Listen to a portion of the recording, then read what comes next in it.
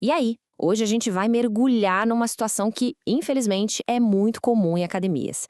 Aquele atendimento que simplesmente ignora o cliente. Um caso recente que rolou numa academia de luxo acendeu um alerta sobre o que é profissionalismo de verdade. E a gente vai investigar essa história para valer. Em nenhum momento ele se afastou daquela moça. Essa frase, que foi dita por alguém que viu a cena toda, é o nosso ponto de partida. Ela resume bem aquela sensação de ser invisível, né? É uma falha de serviço que muita gente já viveu na pele. E agora a gente vai entender os detalhes. Então, vamos lá, vamos montar o cenário. Pensa numa academia top de linha em São Paulo. Sala de musculação cheia de equipamentos novos, tudo de primeira. Lá tinha um professor responsável pelo salão e alguns clientes treinando. Um dia a dia bem normal, certo? Mas é aí que a coisa começa a ficar estranha. O professor estava assim totalmente focado em uma cliente. Ele cronometrava o descanso dela, ficava de papo. Enquanto isso, um outro cliente que já estava lá treinando era como se nem existisse. Nem um oi, nem um tá tudo bem aí, nada. E a situação só piora. Chegam mais duas pessoas na sala. Elas guardam as coisas, começam o treino e nada. O professor nem se mexe de perto da primeira cliente, nem para dar um boa tarde ou perguntar se o pessoal precisava de alguma coisa. Foram mais de 10 minutos nessa dedicação exclusiva. E aqui está o ponto-chave da história toda. A gente podia pensar, mas era um personal. Só que não era. Ele era o professor do salão, aquele profissional que a academia paga para atender todo mundo que está ali no horário dele. Não era para atender uma pessoa só. Isso muda completamente o jeito que a gente olha para esse incidente. Bom, depois de ver uma cena dessas, a pergunta é inevitável, né? Uma falha de atendimento tão básica, tão na cara. De quem é a responsabilidade por isso estar acontecendo? Então, vamos fazer o seguinte.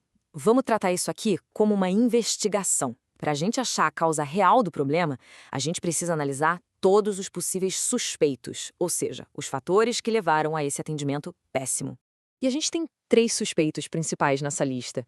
Será que a culpa é do próprio professor, que simplesmente não sacou qual é o papel dele ali? Ou será que é do gerente, que não treinou o cara direito, não deixou as regras claras? Ou, quem sabe, a culpa é do sistema, que meio que empurra o professor a ficar caçando o cliente de personal e esquecer do resto? A primeira hipótese, claro, cai direto no colo do professor. Será que a culpa é só dele? Será que falta a ele uma noção básica do que significa ser o professor do salão? Tipo, que o trabalho dele é circular, olhar, ajudar, estar disponível para todo mundo? Agora, vamos olhar um degrau acima. E o gerente, hein? Será que esse professor foi treinado como deveria? O chefe dele deixou bem claro que o esperado é dar atenção para a galera toda? Porque muitas vezes, uma falha da liderança abre a porta para esse tipo de comportamento. E aí a gente chega no terceiro suspeito, o sistema. A gente sabe que muito professor quer fazer uma grana extra com aula de personal. Será que ele pensou que dando essa atenção toda para uma pessoa, ele estava se vendendo como personal e que para isso ele precisava fingir que os outros clientes nem estavam ali? Bom, depois de analisar todos os suspeitos, a nossa fonte de análise chega a uma conclusão bem direta sobre quem leva a maior parte da responsabilidade nessa história. Mas antes do veredito, vamos tirar da frente a desculpa número 1 para esse tipo de coisa. O salário é baixo. A análise é bem dura nesse ponto. Reclamar do salário não dá o direito de fazer um trabalho ruim. Profissionalismo é fazer o seu melhor enquanto você está ali. Não está satisfeito? Ótimo, procura outra coisa. O que não pode é enganar o cliente e a empresa. E aqui está, o veredito. Apesar da gestão e do sistema terem sua parcela de culpa, sim, a maior responsabilidade é do profissional. A atitude de ser proativo, de entender qual é o seu papel e de ter ética, isso tem que partir dele. E o mais irônico disso tudo é o seguinte: se a ideia dele era conseguir um cliente de personal, a estratégia foi a pior possível. Pensa bem, um professor que ajuda todo mundo, que é atencioso e que manja do que faz, ele passa confiança. É esse cara que as pessoas vão procurar quando quiserem contratar um personal. Certo, achar o culpado é só o primeiro passo. O importante é: como a gente faz para que cenas como essa parem de acontecer? Vamos ver o que precisa ser feito. A solução precisa atacar em 3 frentes. Primeiro, os professores. Eles precisam ter consciência do seu papel.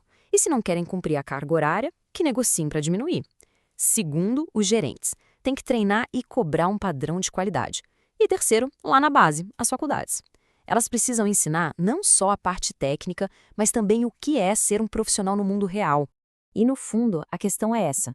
O setor de educação física quer e merece ser visto como um serviço de saúde essencial. Mas como que a gente pode exigir esse reconhecimento se a linha de frente, o atendimento, tem falhas tão amadoras? O profissionalismo não é um extra, é a base de tudo. E a gente termina com a mesma pergunta que começou tudo isso. Depois de tantos anos de mercado, com tanta informação por aí, com tanta gente lutando para valorizar a profissão, por quanto tempo mais a gente vai ter que assistir a esse tipo de atendimento? Fica aí a reflexão.